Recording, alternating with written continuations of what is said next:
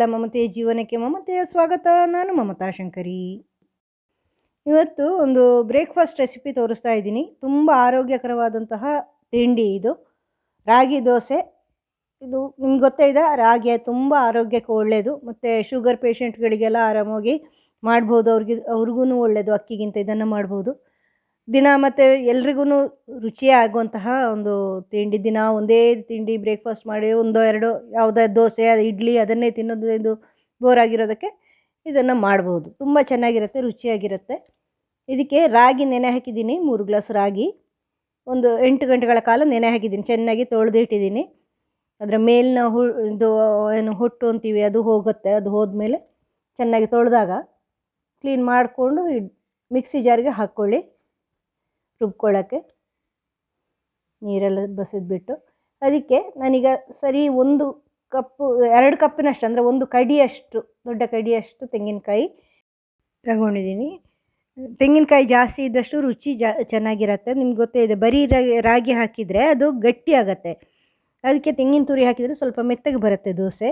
ತೆಂಗಿನಕಾಯಿಯ ರುಚಿಯಲ್ಲೂ ತುಂಬ ವ್ಯತ್ಯಾಸ ಇರುತ್ತೆ, ರುಚಿಯು ತುಂಬ ಚೆನ್ನಾಗಿರುತ್ತೆ. ಅದಕ್ಕೋಸ್ಕರ ತೆಂಗಿನ ತುರಿ ತಗೊಂಡಿರೋದು. ತೆಂಗಿನಕಾಯಿ ತುಂಬ ಮೆತ್ತಗೆ ಆಗಿ ಒಳ್ಳೆ ರುಚಿ ಕೊಡುತ್ತೆ. ನುಣ್ಣಗೆ ರುಬ್ಕೊಂಡು ಅದನ್ನು ತಗೊಳ್ಳಿ, ತೆಂಗಿನಕಾಯಿ ಮತ್ತು ರಾಗಿನ. ಬೇರೆ ಏನೂ ಹಾಕ್ತಾಯಿಲ್ಲ ನಾನಿಲ್ಲಿ. ಮೆಣಸು, ಹಸಿಮೆಣಸಿನ್ಕಾಯಿ ಅಥವಾ ಶುಂಠಿ ಅಂಥದ್ದೆಲ್ಲ ಏನೂ ಹಾಕಲ್ಲ, ಬರೀ ಉಪ್ಪು ಇಷ್ಟನ್ನೇ ಹಾಕ್ಕೊಂಡು ಮಾಡ್ತಾ ಇರೋದು ನಾನೀಗ. ಬೇರೆ ಏನೂ ಮಾಡ್ತಾಯಿಲ್ಲ, ಆದರೂ ತುಂಬ ರುಚಿಯಾಗಿರುತ್ತೆ. ಹಸಿಮೆಣಸು ಅಥವಾ ಶುಂಠಿ, ಕೊತ್ತಂಬರಿ ಸೊಪ್ಪು ಇಂಥದ್ದೇನು ಹಾಕ್ತಾಯಿಲ್ಲ, ಮಸಾಲೆಗಳು ಯಾವುದೂ ಹಾಕ್ತಾಯಿಲ್ಲ. ಬರೀ ಉಪ್ಪು ಸೇರಿಸ್ಕೊಂಡು ದೋಸೆ ಮಾಡ್ತೀನಿ. ನೋಡಿ, ದೋಸೆ ಈ ಥರ ದೋಸೆ ಹಿಟ್ಟಿನ ಹದಕ್ಕೆ, ಅಂದರೆ ಸ್ವಲ್ಪ ನೀರಾಗೆ ಮಾಡ್ಕೊಳ್ಳಿ. ಹೆಚ್ಚು ಉದ್ದಿನ ದೋಸೆ ಹಿಟ್ಟಿನ ಹದಲ್ಲ, ಸ್ವಲ್ಪ ನೀರು ದೋಸೆಗಿಂತ ಸ್ವಲ್ಪ ದಪ್ಪ ಹದಕ್ಕೆ ಮಾಡ್ಕೊಂಡಿದ್ದೀನಿ. ಈಗ ಹೆಂಚು ಕಾಯಕ್ಕೆ ಇಟ್ಟಿದ್ದೀನಿ, ದೋಸೆ ಹೆಂಚು.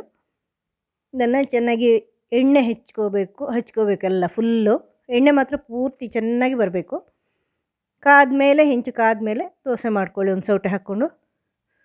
ತುಂಬಾ ಚೆನ್ನಾಗಿರುತ್ತೆ, ಇದು ರುಚಿಯಾಗಿರುತ್ತೆ. ಯಾಕಂದರೆ ತೆಂಗಿನಕಾಯಿ ಪರಿಮಳನೂ ಇರುತ್ತಲ್ವ, ಮತ್ತು ರಾಗಿಯ ಗಟ್ಟಿ ಅಂಶವೂ ಇರುತ್ತೆ. ಅದರಿಂದ ಮೆತ್ತಗೆ ಒಂದು ಕಡಿಯಷ್ಟು ಪೂರ್ತಿ ತೆಂಗಿನಕಾಯಿ ಹಾಕಿದ್ರೂ ಮೆತ್ತಗೆ ಜಾಸ್ತಿ ಆಗೋಲ್ಲ.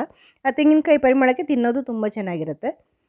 ನೋಡಿ, ಈ ಥರ ತೆಗೆದ್ಮೇಲೆ ಎಣ್ಣೆ ಬೇಕಾದ್ರೆ ಮೇಲಿಂದ ಹಾಕ್ಕೊಳ್ಳಿ. ಎಣ್ಣೆ ಅಥವಾ ತುಪ್ಪ ನಿಮಗೆ ಏನು ಬೇಕು ಅದನ್ನು ಮೇಲಿಂದ ಹಾಕ್ಕೊಳ್ಳಿ. ಅದು ಹಾಕಿದರೆ ಚೆನ್ನಾಗಿರೋದು. ರಾಗಿಗೆ ಎಣ್ಣೆ ಅಥವಾ ತುಪ್ಪ ಹಾಕಿಲ್ಲ ಅಂದರೆ ಅಷ್ಟು ಇಷ್ಟ, ಅಂದರೆ ಅದಾಗಲ್ಲ. ಅಭ್ಯಾಸ ಇಲ್ಲದಿರೋರಿಗೆ ಸ್ವಲ್ಪ ಕಸ ಇದ್ದಂಗೆ, ಬಾಯಿಗೆ ಒಂಥರ ಇದು ಸಿಕ್ಕಿದಂಗೆ ಆಗುತ್ತೆ, ಅದರ ಸಿಪ್ಪೆ ಸಿಕ್ಕಿದಂಗೆ. ಎಣ್ಣೆ ಹಾಕಿದರೆ ಆ ಪರಿಮಳಕ್ಕೆ ಇನ್ನೂ ಚೆನ್ನಾಗಿರುತ್ತೆ. ಸ್ವಲ್ಪ ನಿಧಾನವಾಗಿ ಬಿಡಿಸಿ ತಿರುವಿ ಹಾಕಬೇಕಾಗತ್ತೆ. ಇದನ್ನು ತಿರುವಿ ಹಾಕಿಲ್ಲ ಅಂದರೆ ಅಷ್ಟು ಚೆನ್ನಾಗಿ ಆಗುತ್ತೆ. ಎಣ್ಣೆ ಹಾಕಿದ ಮೇಲೆ ತಿರುವಿ ಹಾಕಿಲ್ಲ ಅಂದರೆ ಹಸಿ ಇದ್ದಂಗೆ ಅನಿಸುತ್ತೆ. ಎಣ್ಣೆ ಸ್ವಲ್ಪ ಇದಾಗೋವರೆಗೂ ತಿರುವಿ ಹಾಕ್ಕೋಬೇಕಾಗತ್ತೆ. ಈಗ ಮತ್ತೆ ಇನ್ನೊಂದು ದೋಸೆ ಮಾಡ್ಕೊಳ್ತಾ ಇದ್ದೀನಿ. ಎಣ್ಣೆ ಹಚ್ಕೊಳ್ಳಿ, ಫ್ಲೇಮ್ ಹೈ ಮಾಡ್ಕೊಳ್ಳಿ ಒಂದು ಸರಿ ಫಸ್ಟಿಗೆ, ಆಮೇಲೆ ಸಿಮ್ಮಿಗೆ ಹಾಕ್ಕೊಳ್ಳಿ ದೋಸೆ ಮಾಡಿದ ಮೇಲೆ. ಈಗ 1-1.5 ಸೌಟ್ನಷ್ಟು ಹಾಕಿದರೆ ಸಾಕು. ತುಂಬ ತೆಳ್ಳಗೂ ಮಾಡೋಕ್ಕೆ ಹೋಗಬೇಡಿ, ತುಂಬ ದಪ್ಪನೂ ಅಲ್ಲ, ಮೆತ್ತಗೆ ಬರುತ್ತೆ. ಆವಾಗ ಸ್ವಲ್ಪ ದಪ್ಪ ಇದ್ರೂ ಮೆತ್ತಗೆ ಬರುತ್ತೆ. ತುಂಬ ತೆಳ್ಳಗೆ ಮಾಡಿ ಸ್ವಲ್ಪ ಗಟ್ಟಿ ಬರೋ ಚಾನ್ಸಸ್ ಇದೆ. ಅದಕ್ಕೆ ಮುಚ್ಚಿ ಬೇಯಿಸ್ಬೇಕಾಗತ್ತೆ. ಮುಚ್ಚಿಲ್ಲ ಅಂದರೆ ಅದು ಹಸಿ ಹೋಗಲ್ಲ, ಹಸಿ ಒಣಗಲ್ಲ, ಬಿಳಿ ಬಿಳಿ ಉಳಿಯತ್ತೆ.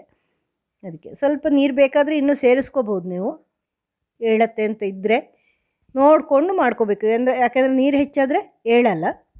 ಅದರಿಂದ ಈ ರಾಗಿ ಹಿಟ್ಟಿನ ದೋಸೆಗಿಂತ ಈ ಥರ ರುಬ್ಬಿ ಮಾಡಿದ್ರೇ ಚೆನ್ನಾಗಿ ಆಗೋದು. ಹಿಟ್ಟು ಚೆನ್ನಾಗಿ ಆಗಲ್ಲ ದೋಸೆಗೆ. ಈ ಥರ ಮಾಡಿದರೆ ಚೆನ್ನಾಗಿ ಆಗಿರುತ್ತೆ. ಈ ಥರ ತಿರುವಿ ಹಾಕಿದ್ದೀನಿ, ನೋಡಿ ಎಷ್ಟು ಚೆನ್ನಾಗಿ ಬಂದಿದೆ ದೋಸೆ.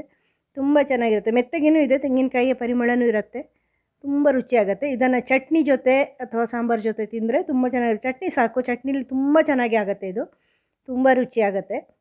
ಎಣ್ಣೆ ಅಥವಾ ತುಪ್ಪ ಮೇಲಿಂದ ಹಾಕ್ಕೊಂಡ್ರೆ ಇನ್ನೂ ಚೆನ್ನಾಗಿರುತ್ತೆ. ಇದು ಶುಗರ್ ಪೇಷಂಟ್ಗಳು ತಗೋಬೋದು, ಅಂದರೆ ಸಕ್ಕರೆ ಕಾಯಿಲೆ ಇರೋರು ಕೂಡ ತಿನ್ಬೋದು. ರಾಗಿ ಎಲ್ರಿಗೂ ಒಳ್ಳೆಯದೇ, ಕಬ್ಬಿಣದ ಅಂಶ ಇರುತ್ತೆ ಅದರಲ್ಲಿ. ಆರೋಗ್ಯಕ್ಕಂತೂ ತುಂಬ ಒಳ್ಳೆಯ ವಸ್ತು ರಾಗಿ. ನೀವು ಮಾಡಿ ನೋಡಿ. ಮುಂದಿನ ವಿಡಿಯೋದೊಂದಿಗೆ ಭೇಟಿಯಾಗೋಣ. Thank you.